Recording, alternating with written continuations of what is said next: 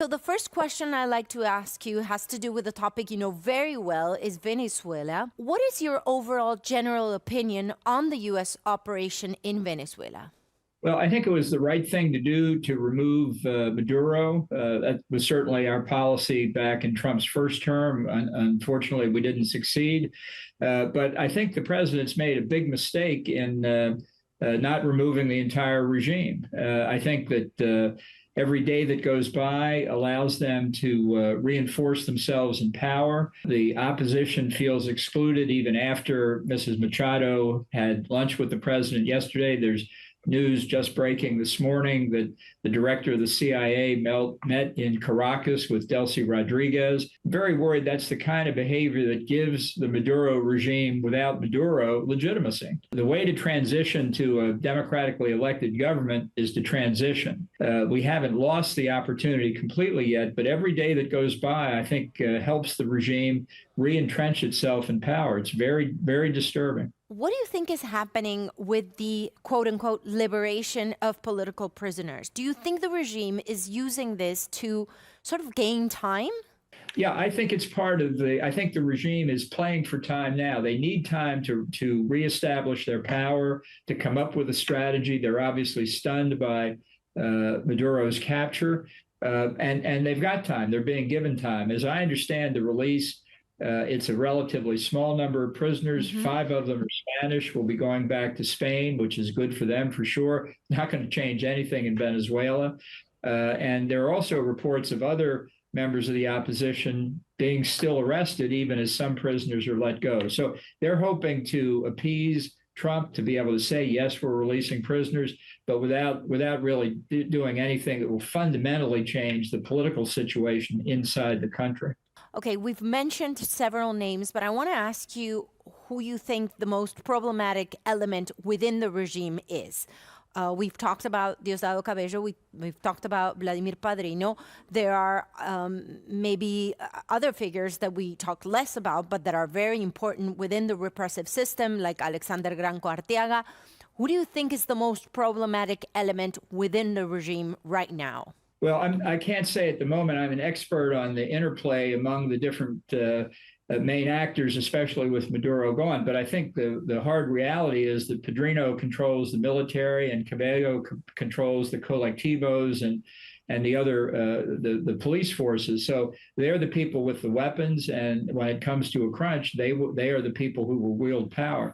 Delcy Rodriguez and her brother may have thought they could negotiate something beneficial for themselves.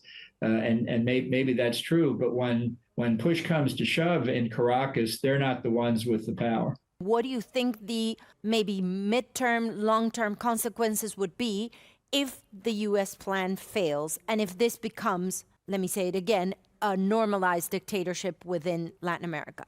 Well, I think it would discourage the Venezuelan opposition for as far as the eye could see. I mean, we've been through this now twice in a 6-year period, and a second failure could well convince people that it's just hopeless under present circumstances. If the U.S. can't force it the way we've tried this time, inadequately, but if we can't do it now, we're just not going to have any interest in it in the future. And that would mean a lot of people would then leave Venezuela and go to Colombia, go elsewhere in Latin America, come to the U.S. I don't know how many Trump would let into the United States, maybe fewer than people think.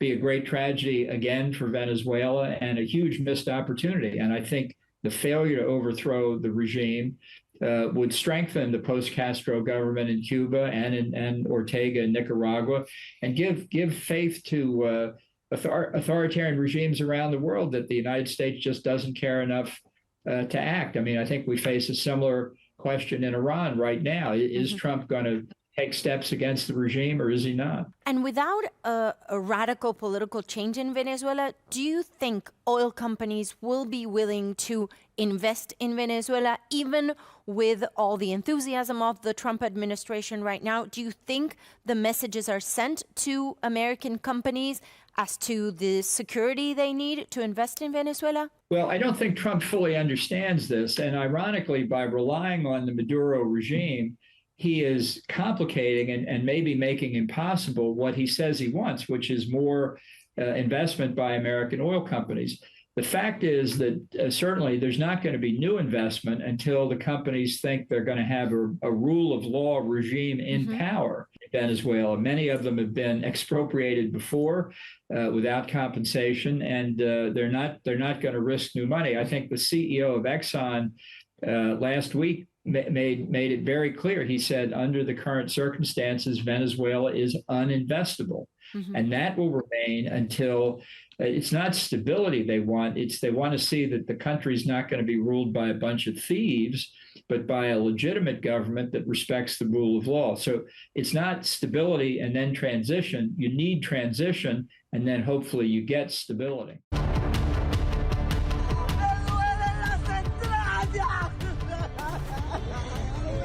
¡Ya no aguanto más, Señor! ¡Lleva mi vida, Señor! ¡Te entrego mi vida por la libertad de mi hijo! ¡Ay, Señor, ya no aguanto más, Padre amado!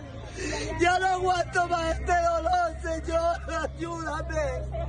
¡Te lo suplico, Señor! ¡Ayúdame! Buenas noches. Hoy no es momento para llorar. Hoy es momento para darle la gloria. Aquí en la mañana de NTN 24 estamos con el doloroso clamor de Evelis Cano, un crudo recordatorio del padecimiento de casi 800 familias en Venezuela que aún tienen a sus seres queridos en situación de prisioneros políticos a manos del régimen. Esta mujer espera la liberación de su hijo, Jack Cano.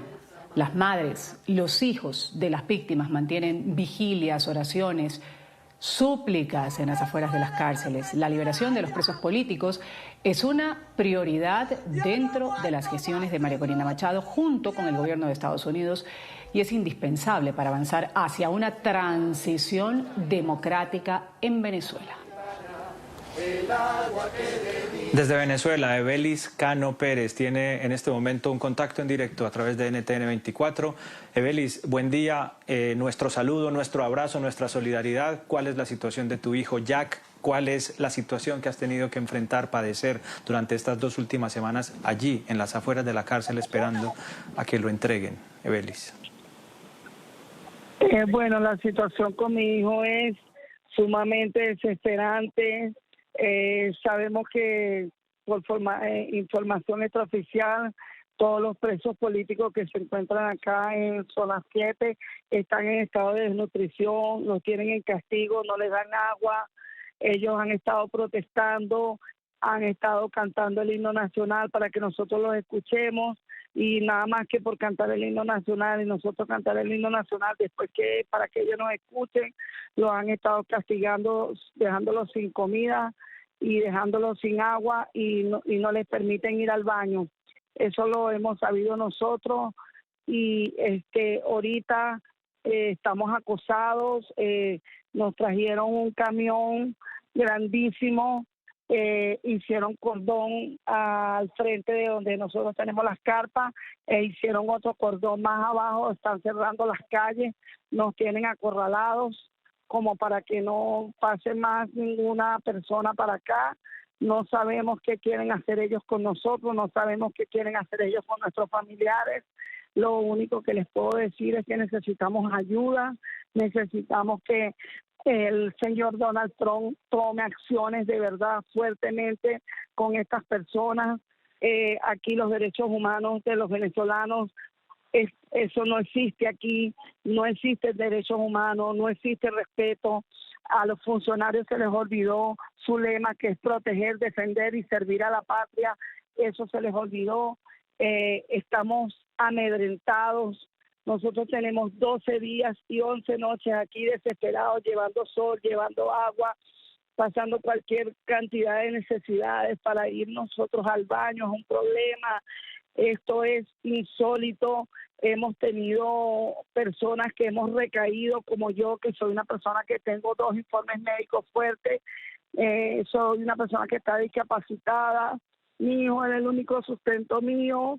El único error de mi hijo es ser hijo de árabe y ser comerciante, trabajar, padre de familia de 2 niños, una niña de 15 años y un niño de 7 años que está mal, que está llorando, que ya está siendo medicado por un psicólogo, está tomando 4 miligramos de melatonina porque el niño está muy ansioso por su papá y no está durmiendo. y está siendo tratado por el psicólogo, no quiere, se niega a ir al colegio, se niega a recibir las tareas dirigidas, se niega a ir a sus actividades de béisbol. Él dice que si su papá no aparece, si su papá no llega, él no va a hacer nada. Estamos desesperados, de verdad, ya yo no encuentro qué hacer, ya yo no encuentro la manera cómo hacerle llegar y hacerle entender al mundo entero que necesitamos ayuda. Necesitamos ayuda. Evelis, es prácticamente imposible no ponerse en sus zapatos, Evelis, conocer el drama que vive su familia, que también pues lo comparte, como usted bien lo ha dicho, afuera de estos denominados centros de tortura en América Latina, en Venezuela, conocer la historia de su hijo, ese clamor desesperado, además que la veíamos ayer diciendo, ya no sé qué más hacer, nos ha dicho aquí en NTN 24. Yo no sé qué más hacer, en este verdad. periodo, a partir, sí, Evelis, desde el 3 de enero, cuando capturan a Nicolás Maduro, ahora que se habla de un periodo de transición en Venezuela que abre de cierta manera la esperanza en los venezolanos, cuando hay un ofrecimiento por parte de los hermanos Rodríguez y de Diosdado Cabello para aportar a un proceso de paz, según manifiestan, en Venezuela, de excarcelar, de liberar a las personas que han sido detenidas de manera injustificada. ¿Qué es lo que le viene a la cabeza? ¿Cuáles son sus reflexiones? ¿Usted tiene credibilidad en estas palabras? ¿Mantiene la esperanza, que dicen es lo último que se pierde, pero cuando se trata de un hijo es algo muy sagrado y delicado? Son unos mentirosos, son unos falsantes, ellos no están haciendo nada, ellos no han excarcelado. Yo creo que si sacaron de las cárceles de Venezuela 30 personas es mucho. Ellos tienen a todos retenidos, el motivo no lo sé, no sé si es porque Diosdado Cabello es como que esa será su forma de protegerse, pero no han excarcelado a nadie. Y de aquí de Zona 7 lo único que han salido son 2 muertos. 2 muertos, un funcionario que fue el sábado antepasado y ahorita, ayer, el día de ayer, murió un abogado. Porque las condiciones que ellos están viviendo allá adentro son precarias. ¿Aló? ¿Aló? ¡Las entrañas! Evelis. ¡Yo no aguanto más, señor! Evelis, estamos viendo ese video doloroso en el que tú apareces, clamando, suplicando, implorando que ya no más, que le den la libertad a tu hijo. ¿Esto en qué circunstancias ocurrió? Ustedes ya nos han descrito que llevan muchos días allí en inclementes condiciones afuera de Boleíta, pero ¿en qué circunstancias finalmente decides arrodillarte, mirar al cielo y decirle al Señor, ya no más? Porque nosotros estábamos orando, nosotros las únicas armas que tenemos es la oración a Dios, porque al único que le podemos creer es a Dios, el único que nos puede hacer el milagro es Dios, y nos arrodillamos todos a orar. Ahí me quebranté y era un dolor que me salía de las entrañas. Yo necesito que me devuelvan a mi hijo. Allá está en Talla su chofer. Dios mío, esto es demasiado. El chofer se llama José Daniel Espinosa Vargas. Ellos los 2 se los llevaron juntos, los policías de la Quebradita 2, y se encuentran aquí juntos, recluidos en Zona 7. Yo necesito que nos los entreguen, y no solamente a ellos, que sean todos, que entreguen todos los hijos, las esposas de todos los familiares que estamos aquí en estos 12 días llevando sol, agua y pasando necesidades. De verdad que ya no aguantamos más. Evelis, ¿quién se acerca a Nosotros hablar con estamos ustedes? encarcelados junto con Evelis, nuestros ¿quién se familiares. acerca? ¿Quién se acerca a hablar con ustedes? ¿Quién está Ninguno de ellos ayudándolos nos en da esta causa, en esta demanda información. que ustedes están teniendo? Es decir, ustedes van y se encuentran con portazos en la cara, preguntan por sus seres queridos, ¿y qué les dicen? Cuando ustedes simplemente están pidiendo tener información. No, ellos dicen que no hay nadie, ellos dicen que eso está vacío, cuando nosotros los escuchamos y ahí tiene que haber más de 80 presos por la cantidad de voces que hay que se escuchan clamando, pidiendo su libertad y cantando el himno nacional. Pero cada vez que ellos hacen eso, arremeten contra ellos y los castigan. Vamos a agradecerle, Evelis, este testimonio que ha tenido aquí con NTN 24, Evelis Cano Pérez, madre del joven Jack Tantac Cano. Ahí la veíamos, ha sido pues tendencia en redes sociales este dolor, este clamor que hace afuera de uno de los centros de detención pidiendo información por su hijo, también haciendo un clamor desesperado. Ya directamente adiós al Creador ante toda la injusticia, según nos ha expresado aquí, todo el dolor que ella además vive en carne propia con otras madres en este sitio. Gracias por haber estado con nosotros, Evelis, hasta una nueva oportunidad, la abrazamos a la distancia.